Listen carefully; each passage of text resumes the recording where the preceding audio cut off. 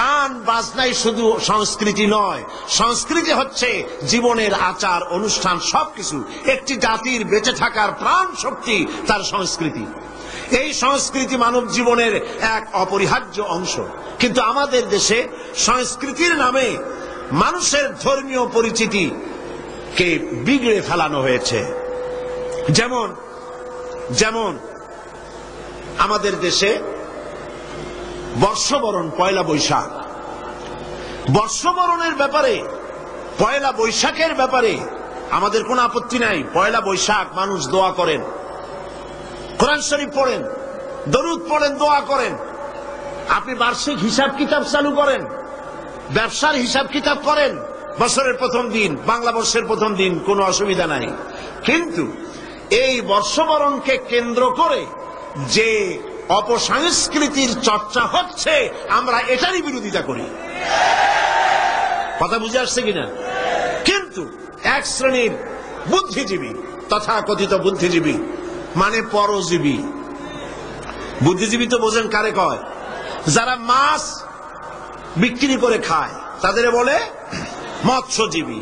যারা কৃষি কর্ম করে কৃষি উৎপন্ন, কৃষিজাত উৎপন্ন দ্রব্য পণ্য বিক্রি করে যারা খায় তাদের বলে কৃষিজীবী। আর যারা নিজেদের বিবেক বুদ্ধিকে ভারতের কাছে বিক্রি করে বিবৃতি দেয় দেশের বিরুদ্ধে, এরা হলো বুদ্ধিজীবী।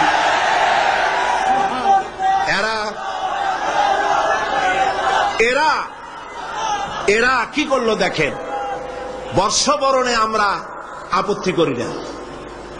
আপনি বছরের প্রথম দিন আল্লাহ আল্লাহ করবেন, অসুবিধা কি? আপনি মুনাজাত করেন, হায় আল্লাহ বিগত বছরে যত গুনাহ করছি, এই যে পয়লা বৈশাখ আসতেছে না, আপনি বলেন আল্লাহ এই গত বছর যত গুনাহ করেছি মাফ করে দাও, আগামী বছরটা, নতুন বছরটা আমার জন্য ভালো করো। এই ধরনের দোয়া করলে ভালো হইতো না? আচ্ছা, তা না করা হলো, মঙ্গল প্রদীপ জ্বালানো হলো, রাখি বন্ধন বাঁধা হলো, উলুধ্বনি দেওয়া হলো, কপালে তিলক পরা হলো, মেয়েদের গালে যুবক ছেলেরা উল্কি আঁকায় দিল। এটা কি আমার সংস্কৃতি? বলেন, এটা আমার সংস্কৃতি? প্রিয় ভাই সব, অপসংস্কৃতি। আজকে এখানে আপনাদের ধন্যবাদ জানাচ্ছি। আপনারা ঢোল তবলা নাচ গানের বিপরীতে কোরআনের মাহফিল করেছেন।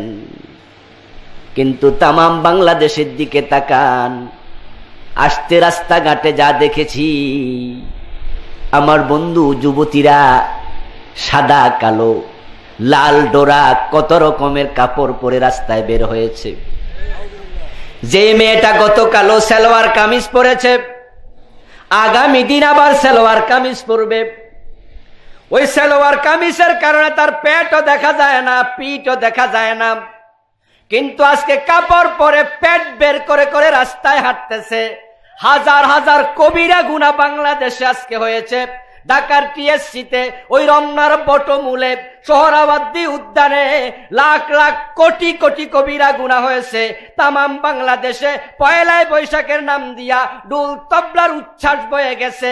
এমন কবিরা গুনাহ হয়েছে, বৃষ্টি হওয়ার আগ পর্যন্ত রহমতের ফেরেশতা নামার জায়গায় খুঁজে পাবে না। বেলাল্লাপনা বেহায়াপনায় আমাদের ভাসিয়ে দেয়া হলো।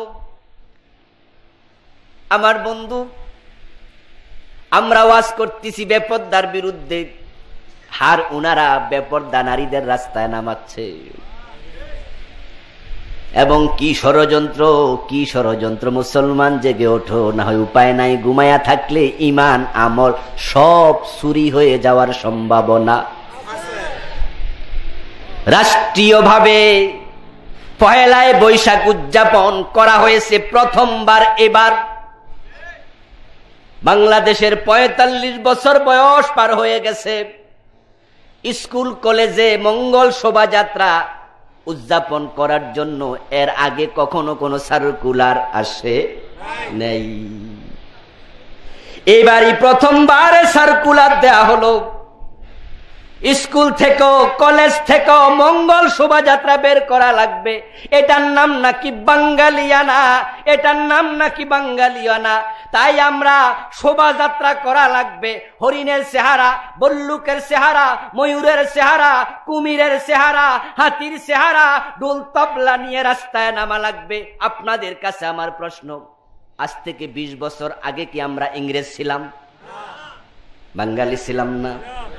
তো তখন তো সমস্ত এগুলো ছিল না। এখন আমার ভাইয়েরা, আপনি আজকে বাঙালিয়ানার নাম দিয়া কি হচ্ছে, একটু সজাগ না হলে সামনে বিপদ আছে। আমাদের দেশের মুসলমানদের ঈমান আমল কেড়ে নেওয়ার জন্য চারদিক থেকে ষড়যন্ত্র শুরু হয়েছে। 1989 সনে ঢাকা চারুকলা ইনস্টিটিউট থেকে সর্বপ্রথম মঙ্গল শোভাযাত্রা বের করা হয়। ওই মঙ্গল শোভাযাত্রা আস্তে আস্তে বড় করতে করতে এখন এটাকে বৃহৎ আকার রূপ দেয়া হচ্ছে। খবরে দেখেছেন, টেলিভিশনে দেখেছেন, পত্রিকার হেডলাইনে আগামী দিন দেখবেন মুসলমানের সন্তানের ঘাড়ের মাঝে কুমিরের বিশাল মূর্তি, হাতির বিশাল মূর্তি, পেছার মূর্তি, ওইগুলা কাঁধে নিয়ে মঙ্গল শোভাযাত্রা কেন হবে আমার বন্ধু? অথচ আমরা তো জানি পেঁচা হলো হিন্দু সম্প্রদায়ের লক্ষ্মী দেবীর বাহন। নাউজুবিল্লাহ। হিন্দুদের ধারণা তাদের দেবীরা স্বর্গ থেকে মর্তে নামে। ওই মর্তে নামার জন্য বিভিন্ন বাহনকে তারা কাজে লাগায়। তার মাঝে দুর্গা দেবী স্বর্গ থেকে মর্তে আসে, তার বাহন হলো হাতি, যেটাকে তারা বলে গজ। যে বছর দুর্গা দেবী গজে ছড়ে স্বর্গ থেকে মর্তে নামে, ওই বছর নাকি ধান বেশি হয়। এটা হিন্দুদের আকীদা। দুর্গা দেবী হাতিতে চড়ে জমিনে নামে, হাতি হলো তার বাহন। লক্ষ্মী দেবী পেঁচার পিঠে চড়ে জমিনে নামে, পেঁচা হলো তার বাহন। এইভাবে এক একটা দেবীর জন্য এক একটা বাহন আছে। ওই ঢাকার চারুকলা থেকে ওই দেবীর বাহন গুলা বানায়া মুসলমানের সন্তানে হিন্দুদের সংস্কৃতি চাপিয়ে দেয়া হচ্ছে। আমার বন্ধু, মঙ্গল প্রদীপ জ্বালায়, বাতি জ্বালানো, আগুন জ্বালানো মুসলমানের সংস্কৃতি নয়। একটা দল ছিল অগ্নি পূজক, যাদেরকে আরবিতে বলা হয় মাজুসি, তারা মুশরিক। আমার ভাইয়েরা, আগুন জ্বালানো নয়, ফাত্তাকুন নার আল্লাতী ওয়াকুদুহান নাস ওয়াল হিজারা। আল্লাহ কোরআনে বলছে আগুন থেকে দূরে থাকো, আগুন থেকে বাঁচো। কিন্তু আজকে আগুনের কাছাকাছি নেওয়া হচ্ছে। আগুনের সাথে আমি হিন্দুদের বিরোধিতা করছি না, তারা আমাদের দেশের সংখ্যালঘু, বসবাস তারা শান্তিপূর্ণভাবে করবে, অধিকার তাদের আছে। কিন্তু আমি আপনাদের বোঝাতে চাচ্ছি, আগুনের সাথে তাদের সম্পর্ক বেশি, তাই তাদের পূজার মাঝেও মোমবাতি আছে না নাই? তাদের প্রতিটা কাজে তারা মোমবাতি লাগায়, আগুন লাগায়, এবং তারা যখন মারা যায় তখনও তাদেরকে আগুন দিয়া জ্বালানো হয়। আগুনের সাথে মুসলমানের সম্পর্ক না, হিন্দুদের সম্পর্ক। অথচ আজকে মঙ্গল শোভাযাত্রা নামে মঙ্গল প্রদীপ জ্বালায়া তাদের কালচার মুসলমানের ঘাড়ে চাপিয়ে দেয়া হচ্ছে। এই দিনে আমরা শয়তান হই, কারণ এই বাঙালি জাতি আজ থেকে 10, 20, 100, 200 বছর আগেও তো বাঙালি ছিল। তারা কি পহেলা বৈশাখে এই সব করতো যেগুলো আমরা করি? ইন্ডিয়ার মানুষ কিন্তু এখনো বাংলা পঞ্জিকা ব্যবহার করে। তাদের রাজনৈতিক সামাজিক হিসাবপত্র বাংলা পঞ্জিকায় হয়, কিন্তু তারা কিন্তু পহেলা বৈশাখে আমরা যা করি তা করে না। কিছুই পাবেন না ইন্ডিয়াতে। কলকাতায় পহেলা বৈশাখে যাবেন, কিছুই না। এই আগের জামানায় যেমন হালকাতা বা হিসাবপত্র ওইগুলোই আছে। আজ থেকে 10 বছর, 20 বছর, 30 বছর আগে বাঙালি জাতি কি বাঙালি ছিল না ইংরেজ ছিল? তারা কি এগুলো করতো না? তাহলে এগুলো তো বাঙালি জাতিসত্তার সাথে কোনো সম্পর্ক নেই, এগুলো চাপিয়ে দেওয়া হয়েছে একটা বিশেষ স্বার্থে। আচ্ছা বলেন, পহেলা বৈশাখে কেউ কি বলে যে আজ থেকে 1421 বছর আগে, 1420 বছর আগে, 22 বছর আগে সত্যের জন্য, মানবতার জন্য, মানুষের অধিকারের জন্য, ন্যায় বিচার প্রতিষ্ঠার জন্য, দরিদ্র অসহায়দের, জালেমদের হাত থেকে বাঁচানোর জন্য, সত্যকে প্রতিষ্ঠা করার জন্য মুহাম্মদুর রাসূলুল্লাহ সাল্লাল্লাহু আলাইহি ওয়াসাল্লাম নিজের মাতৃভূমি ত্যাগ করে, হিজরত করে মদিনায় চলে গিয়েছেন। কাজে আজকের পহেলা বৈশাখে আমরা সবাই শপথ নেব, আমরা মাতৃভূমি ত্যাগ না করলেও মাতৃভূমির স্বার্থে এই বছরের শপথ হলো যে আমরা ধূমপান ত্যাগ করব, অথবা দুর্নীতি ত্যাগ করব, অথবা ক্লাস ফাঁকি দেওয়া ত্যাগ করব, অথবা আমরা অন্তত কর্মে ফাঁকি দেওয়া ত্যাগ করব, অথবা আমাদের কাছে সেবা নিতে আসা মানুষদের জুলুম করা ত্যাগ করব।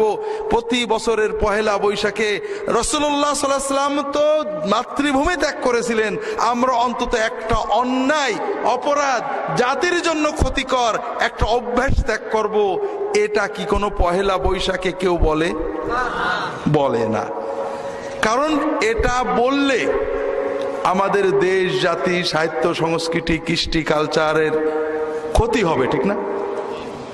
ক্ষতি হবে।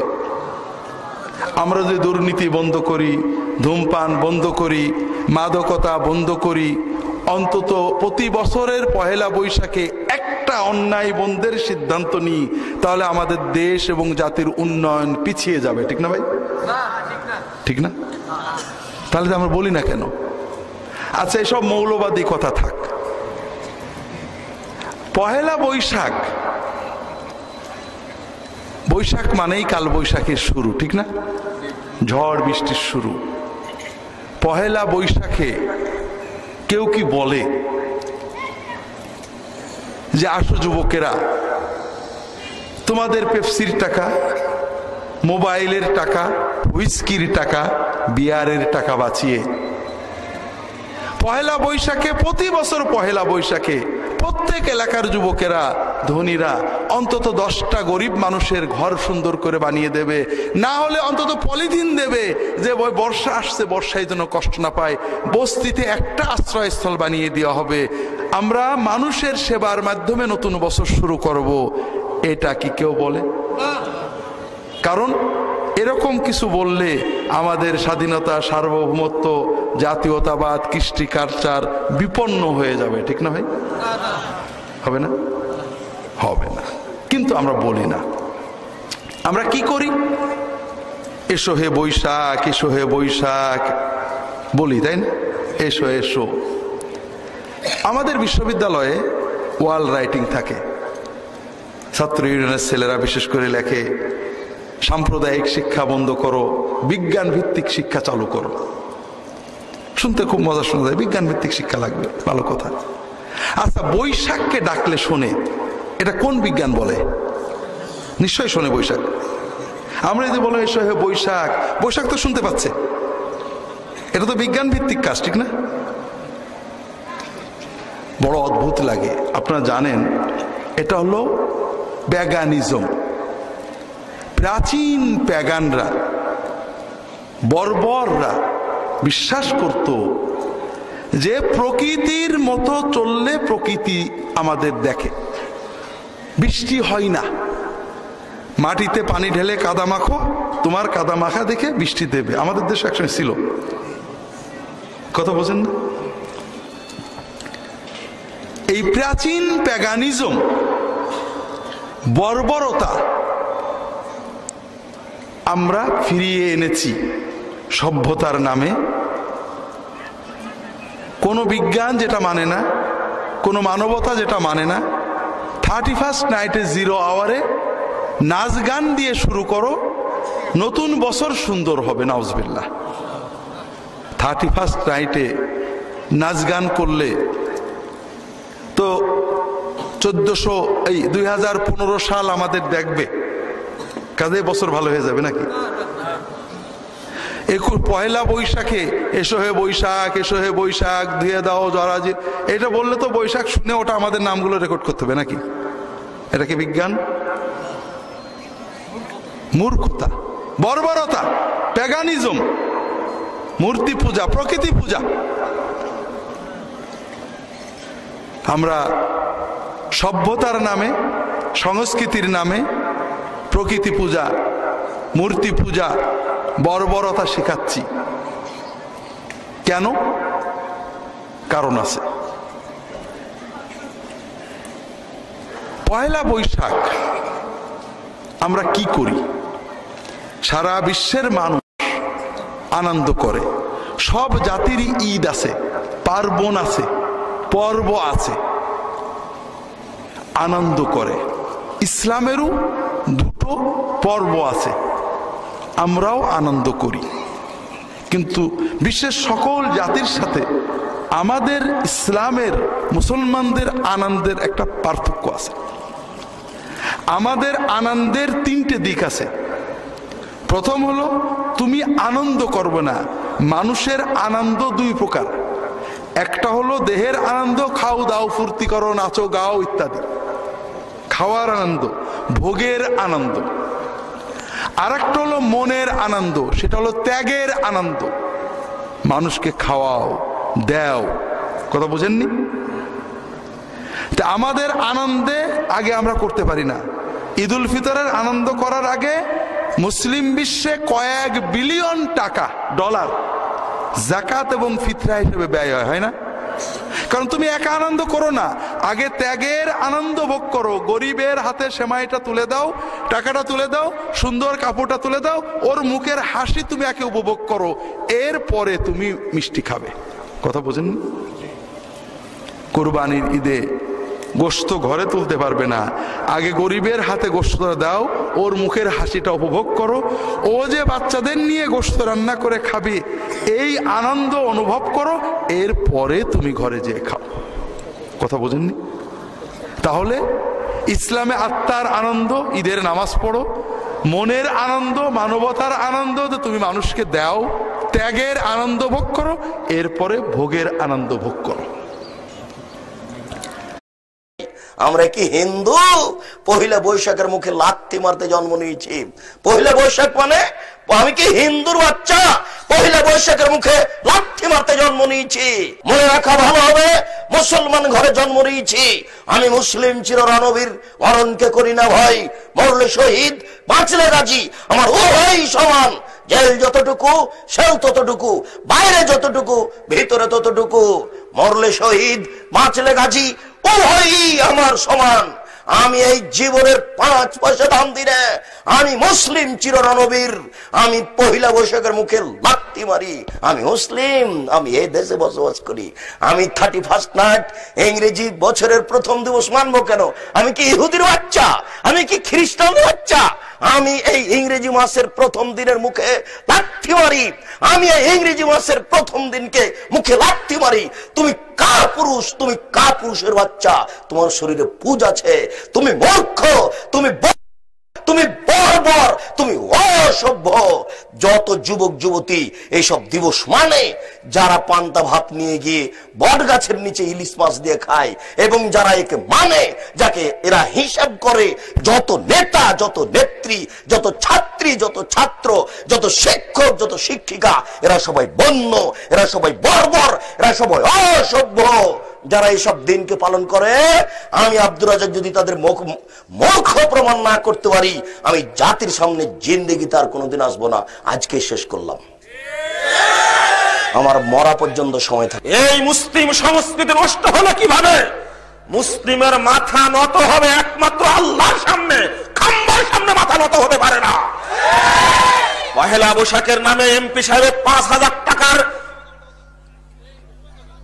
বৈশাখে ইলিশ খাচ্ছে, 5,000 টাকা কেজি বৈশাখী ইলিশ খাচ্ছে। যখন 3,000 টাকা কেজি ইলিশ কিনে এনেছে, পান্তা ভাত খাওয়ার নামে পায়খানা খাচ্ছে।